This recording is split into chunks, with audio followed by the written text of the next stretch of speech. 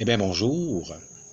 Cette semaine, la chronique du dimanche, ça va être la chronique du dimanche un mardi.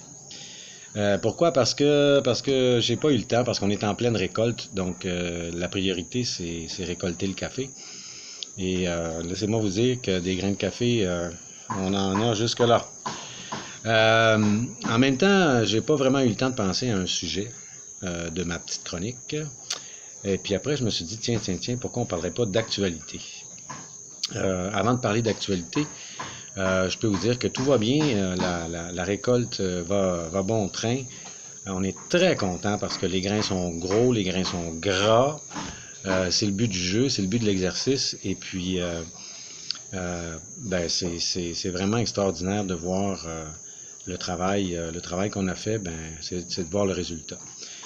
Cette semaine, je suis tout seul.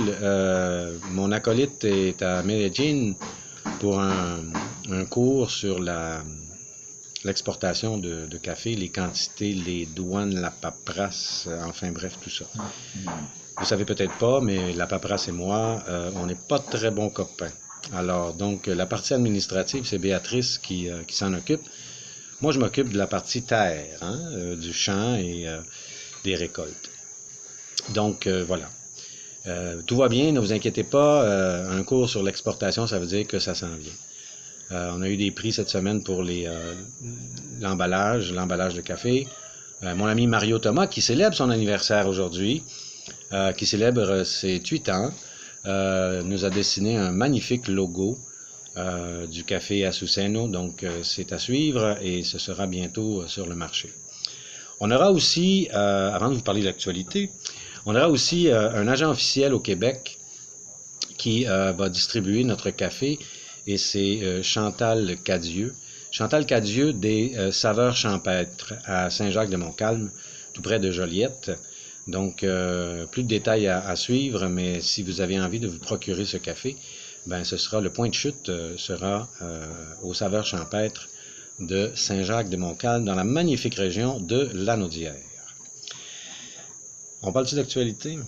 On va parler d'actualité. Bon, la première, c'est une nouvelle triste. C'est une nouvelle triste parce que ils ont annoncé que l'émission Entrée principale de mon ami André Robitaille ne revenait pas l'an prochain. André, je l'ai connu par l'entremise de mon frère, qui est un ami de mon frère et de ma belle-sœur Caroline. Et il est venu ici à la plantation et on a eu bien du fun. On a bien ri avec ses 2 enfants, David, Lily. Et puis, il m'a fait faire une petite entrevue de 5 minutes à son émission et puis je vous jure que ça a eu un effet bombe. Il y a à peu près entre 200 et 250 personnes qui m'ont écrit pour avoir plus de détails sur la culture du café. Et ça, je vais y en être reconnaissant pour le reste de ma vie parce que pour une petite entreprise comme la mienne, c'est quelque chose d'important. Que l'entrée principale ne revienne pas, ça c'est bien dommage pour Radio-Canada. Ils ont manqué une occasion en or de continuer avec une émission de qualité. Mais je suis sûr qu'André va rebondir et va nous faire rire encore et va nous faire réfléchir surtout. C'est un bonhomme qui gagne à être connu dans l'intimité. C'est extraordinaire de jaser avec un homme comme lui. L'autre truc d'actualité que j'aimerais vous parler. Vous avez sûrement entendu parler de ce phénomène qui s'appelle Catherine Dorion, qui est la députée de Tachereau dans la région de Québec, qui a comparé le 3e lien, la 3e voie de l'autoroute à une ligne de coke. Le silence ici est voulu. Je n'en dirai pas plus, car je trouve ça absolument épouvantable.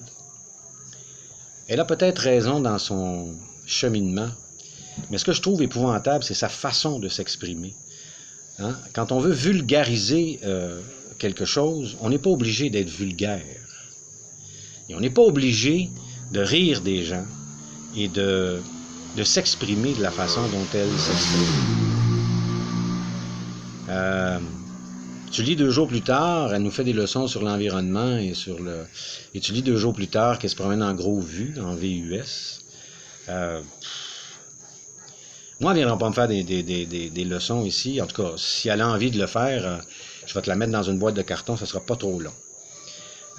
Parce qu'au sujet de l'environnement, je pense que je peux y donner des leçons. C'est pas le but, j'ai pas envie de donner des leçons à personne, mais ça me représente pas. Hein? Pas plus que Manon Massé, qui est sûrement très gentille, mais sa façon de faire de la politique, pas plus que Legault, pas plus que Charest, pas plus que Couillard, pas plus que Lisée. La politique, il faut la repenser complètement. Mais pas avec des vulgarités, puis pas avec des tabarnaks, puis avec des lignes de côte, puis c'est pas de même ça marche. Bon, on va se calmer un petit peu. C'était donc ça au sujet de l'actualité. La neige est arrivée chez vous. Quand la neige arrive chez vous, ben ici, c'est l'été qui arrive. Comme vous pouvez voir en arrière, il y a enfin une solide, et puis on va être comme ça jusqu'à la fin du mois de février. Ça veut dire quoi pour nous? Ça veut dire, les agriculteurs, ben, on est sur le stress, on est stressé quand on se lève le matin parce que on ne sait jamais quel genre de journée ça va être. Il va-tu faire beau? Il va-tu pleuvoir? Est-ce qu'enfin on va avoir de la pluie? Est-ce qu'enfin on va avoir du soleil? C'est le nerf de la guerre et c'est ça qui est le plus difficile à gérer. Pas à gérer parce qu'on peut pas rien faire, c'est la nature. Donc, quand on vous parle de faire attention à l'environnement, quand on vous parle de faire attention à la terre, à la mère nature, bien, faites-y attention parce que il y a des fois, je vous jure, elle nous parle fort. Ben voilà, c'était ma petite chronique du dimanche-mardi de cette semaine. J'essaierai de vous revenir la semaine prochaine sur un autre sujet. Merci pour ceux qui m'envoient des messages en me disant que c'est intéressant. Ceux et celles qui n'ont pas envie de m'écouter ou de me voir, ben vous avez juste à faire un petit clic sur la petite roue et dire bon ben éliminer de la liste des amis. Et puis voilà. Sur ça, je vous souhaite une excellente journée. Là, il est quelle heure là? Là, il est pas loin de 3 heures. On va aller fermer la journée. On va aller faire le bilan de ce qui s'est fait aujourd'hui au champ. Et puis, ben, je vous souhaite une excellente fin de journée. À très bientôt.